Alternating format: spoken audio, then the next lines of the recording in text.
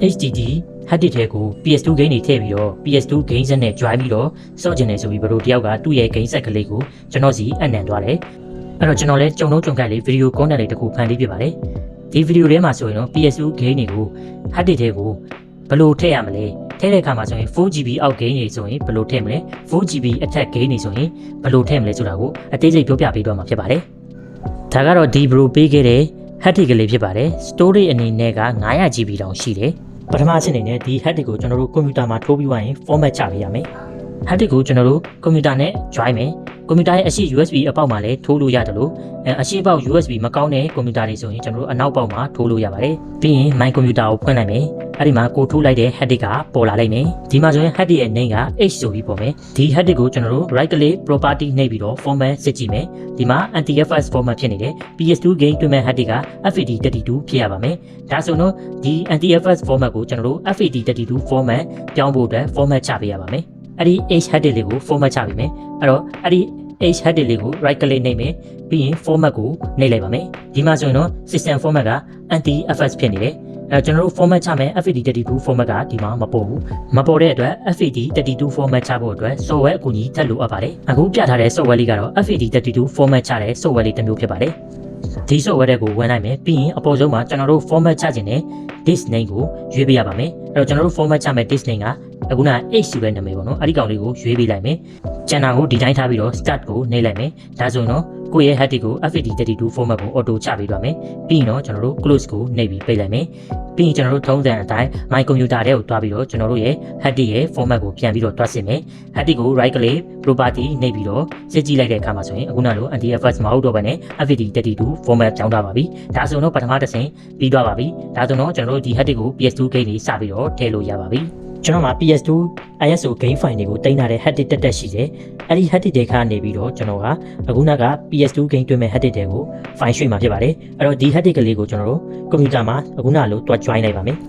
အဲ့တော့ PS2 ISO game file ရှိတဲ့ဒုတိယ hard disk ကိုထုံးစံအတိုင်းကွန်ပျူတာရဲ့ USB အနောက်ပေါက်မှာထိုးပေးလိုက်မယ်အဲ့တော့ဒုတိယ hard disk ကလည်းကွန်ပျူတာရဲ့ my computer ထဲမှာပေါ်လာလိမ့်မယ်ဒီ hard disk ကဒုတိယ hard disk PS2 ISO game file ရှိတဲ့ hard disk ဒါက PS2 game တွင်မဲ့ hard disk အလုပ်ဖြစ်ပါတယ် hard disk နှစ်ခုရှုပ်သွားမှာဆိုလို့ပြန်ရှင်းပြတာအခု PS2 ISO game file ရှိတဲ့ hard disk တွေကိုဝင်မယ်ပြီးရင် PS2 ISO game file နဲ့အကုန်လုံးကို copy ကူးပါမယ်လက်ရှိကျွန်တော်ရဲ့ hard disk ထဲမှာကျွန်တော်တင်ထားတဲ့ PS2 game ကစုစုပေါင်း55 game ရှိတယ်ဒီ game တွေကလူကြိုက်များပြီးနာမည်ကြီးတဲ့ game တွေကိုပဲစုပြီးတင်ထားတာပါ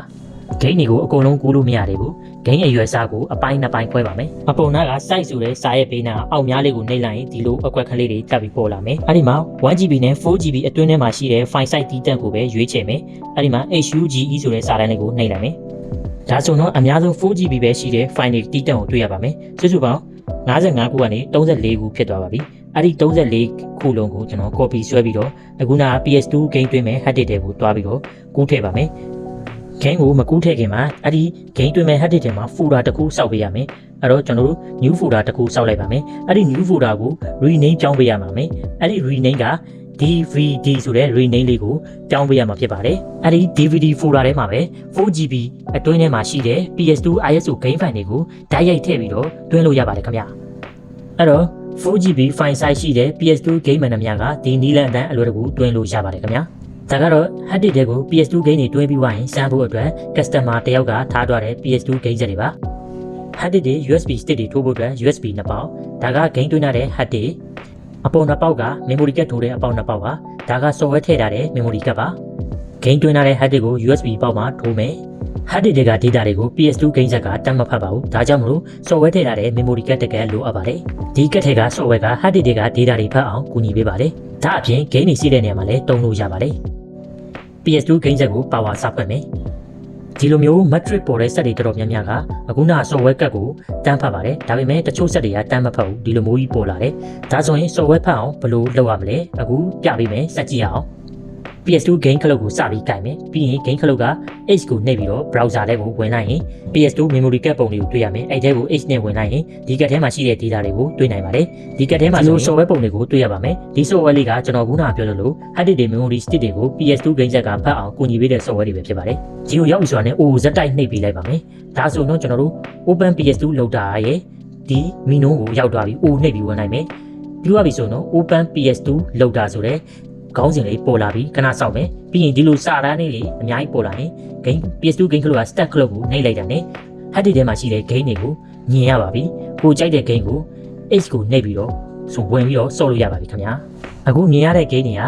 hard disk ထဲမှာ DVD folder စောက်ပြီးတော့ ISO file ကိုဒီတိုင်းတန်းထည့်ထားတဲ့ game အမျိုးအစားတွေပဲဖြစ်ပါတယ်ဒီ game တွေက 4GB အတွင်းထဲမှာပဲရှိတယ်ပြီးတော့ဒီဘက်ထောက်ကကြတော့ဒီ၄ထောက်ကကြတော့ဒီ game ရဲ့ cover photo လေးတွေထည့်တဲ့နေရာပေါ့နော်ဒီ cover photo ထည့်တဲ့နေရာကိုကျွန်တော်မသိသေးဘူးပေါ့နော်သိရင်ကျွန်တော်နောက်ဗီဒီယိုကြာရင်မျှဝေပေးမယ်သိတဲ့လူရှိရင်လည်းကျွန်တော်ကိုလမ်းညွန်ပြသပေးလို့ရပါတယ်ခင်ဗျာ Okay game တစ် game တော့အစမ်းဝင်လိုက်မယ်လိုချင်တဲ့ game ကို H နှိပ်ပြီးဝင်လိုက်တာနဲ့ loading ဆိုပြီးတော့ game နဲ့ဝင်သွားပါမယ်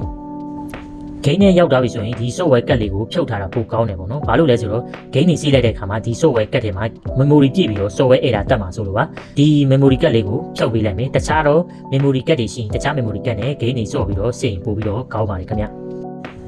နောက်တစ်ပိုင်းကကြတော့ 4GB အထက်ရှိတဲ့ game တွေကိုဘယ်လိုတွင်းရမလဲဆိုတာပြပေးမယ်ထုံးစံတိုင်းကျွန်တော်တို့အပေါ်ဆုံးတောက်ကစိုက်ရဲ့စာပေးနာအောက်များလေးကိုနှိပ်ပြီးတော့ဒီအောက်နာက 4GB greater than 4GB ဆိုတဲ့စာလေးကိုရွေးပေးလိုက်မယ်အဲ့ဒါလေးကိုရွေးလိုက်ပြီဆိုတာနဲ့ကျွန်တော်တို့အခုမြင်တွေ့ရတာက 4GB အထက်ရှိတဲ့ game တွေကိုမြင်ရမှာပါစုစုပေါင်း game က73 game ရှိတယ်အဲ့ဒီ73 game တွေကိုအခုနာလို့မို့ဒီ ISO file လိုက်ကို copy ကူးပြီးတော့တွားထည့်လို့မရအောင်နော်အဲ့ဒီတော့ဒီ copy ကူးပြီးထည့်လို့မရတဲ့အတွက်ဘယ်လိုနည်းနဲ့ထည့်ရမလဲဒီ game file တွေအားလုံးကိုတစ် file နဲ့ဖြစ်အောင်ပေါင်းပေးလိုက်ရမှာဖြစ်ပါတယ်အဲ့လို file ပေါင်းဖို့အတွက် software နောက်တစ်ခုလိုအပ်ပါတယ်ဒီ software လေးက 4GB အထက်ရှိတဲ့ file size ကြီးတဲ့ game တွေကိုအကုန်လုံးကို file ပေါင်းပြီးတဲ့ software တစ်မျိုးဖြစ်ပါတယ်ဒီ software ထဲမှာကျွန်တော်တို့အခုနက game file size ကြီးတဲ့ game တွေအားလုံးကိုပေါင်းမှာဖြစ်ပါတယ်